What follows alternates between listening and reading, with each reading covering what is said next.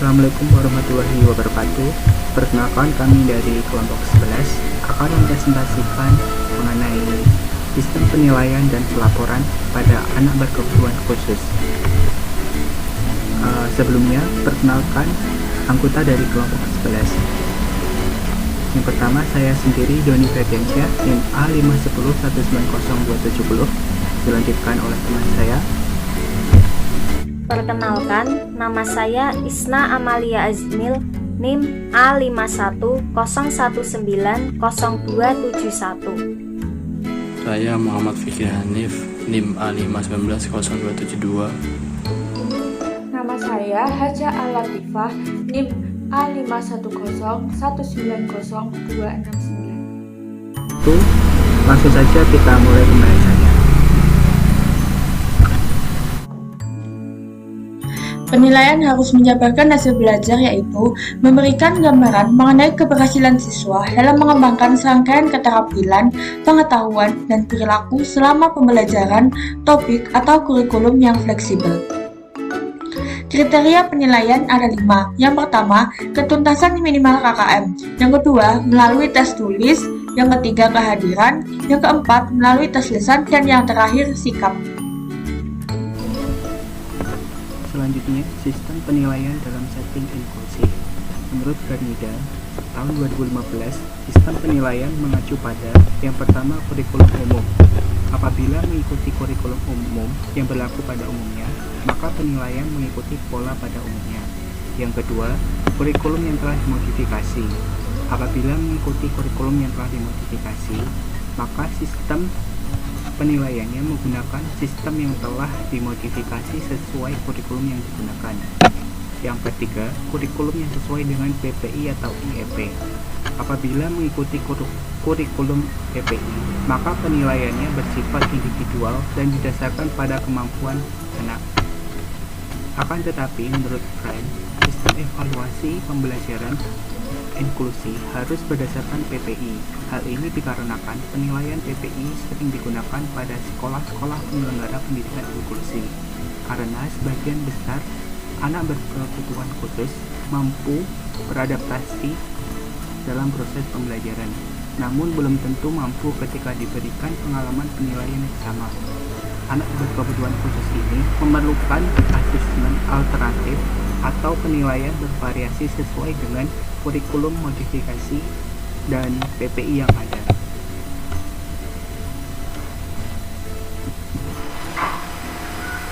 Teknik-teknik penilaian. Menurut Kustawan, tahun 2013 menjelaskan ada 10 teknik penilaian yang digunakan oleh guru di sekolah penyelenggara inklusi. Di antaranya, yang pertama, tes tertulis, merupakan teknik penilaian yang menuntut jawaban secara tertulis, baik berupa tes objektif dan uraian. Yang kedua, observasi, merupakan teknik penilaian yang dilakukan dengan cara mencatat pengamatan terhadap objek tertentu dengan instrumen yang telah dirancang dan disesuaikan dengan situasi yang akan diobservasi. Yang ketiga, tes kinerja adalah teknik penilaian yang menuntut peserta didik mendemonstrasikan kemahirannya dalam melakukan kegiatan sehari-hari. Yang keempat, penugasan, merupakan teknik penilaian yang menuntut peserta didik menyelesaikan tugas di luar kegiatan pembelajaran kelas. Bentuk penugasan berupa proyek. Kelima, tes lisan, peserta didik melakukan komunikasi langsung tatap muka dengan guru.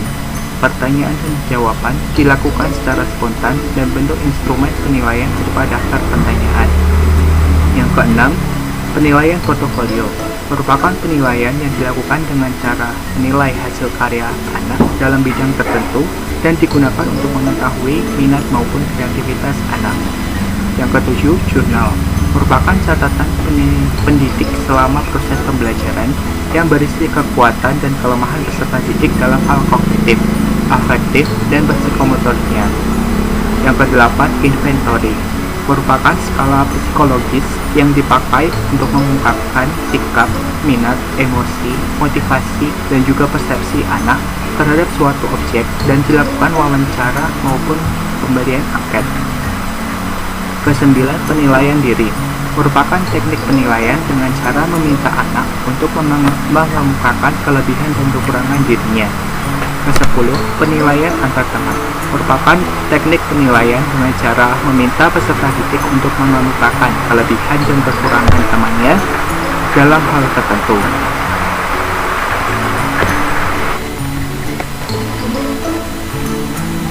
Selanjutnya, penyesuaian penilaian hasil belajar selektif inklusi. Anak berkebutuhan khusus yang memiliki keterbatasan dalam mengikuti pendidikan di sekolah tentunya memiliki hambatan belajar yang bervariasi. Oleh karena itu, penilaian hasil belajar mereka memerlukan penyesuaian yang sesuai dengan jenis hambatan yang mereka alami.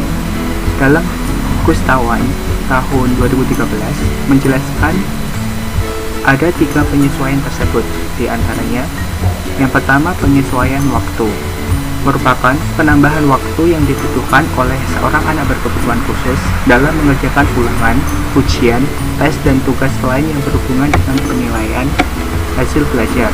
Contohnya, anak tunanetra memerlukan waktu lebih lama dalam mengerjakan ujian, baik dibacakan oleh orang lain maupun dengan membaca sendiri dengan huruf Braille. Yang kedua, penyesuaian cara merupakan modifikasi cara yang dilakukan oleh guru dalam memberikan ulangan, ujian, tes, dan tugas-tugas lain. Contohnya, anak yang hiperaktif sulit sekali memusatkan perhatian pada suatu objek dan mudah terganggu oleh stimulus eksternal. Maka dari itu, penilaian pada anak hiperaktif harus disesuaikan secara individual.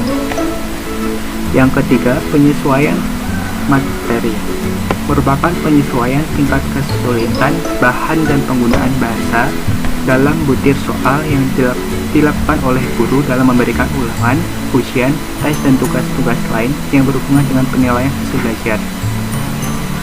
Contohnya, anak autis yang low function, mereka sangat sulit untuk mengikuti pelajaran dengan tingkat kesulitannya sama seperti anak normal lainnya. Oleh karena itu, tingkat kesulitan materi disesuaikan dengan kemampuan masing-masing anak.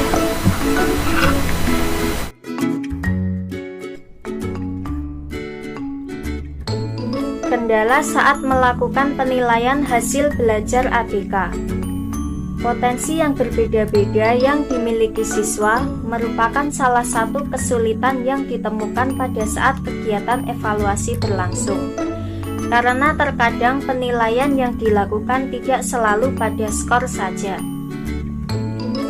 Anak berkebutuhan khusus dalam beberapa kasus ABK tetap mengalami kesulitan dalam mengerjakan soal ujian akhir sekolah atau UAS bagi ABK yang berada di kelas tingkat akhir atau kelas 6.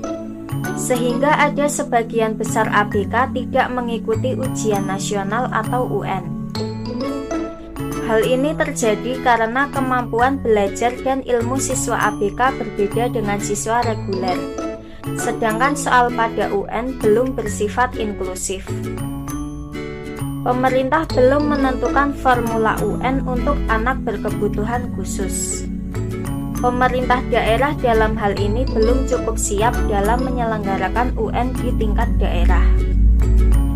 Demikian juga dengan ujian akhir sekolah, yang mana soal berdasarkan materi yang diterima dan dipahami oleh siswa reguler.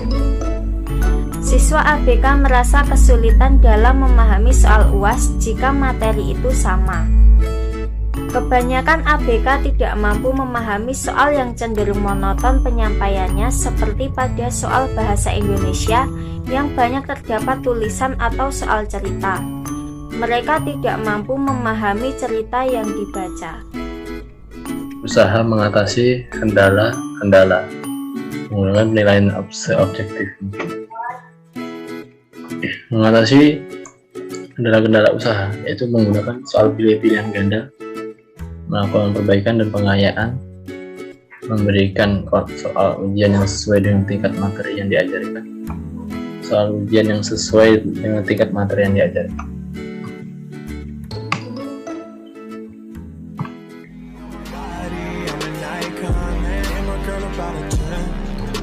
Fuck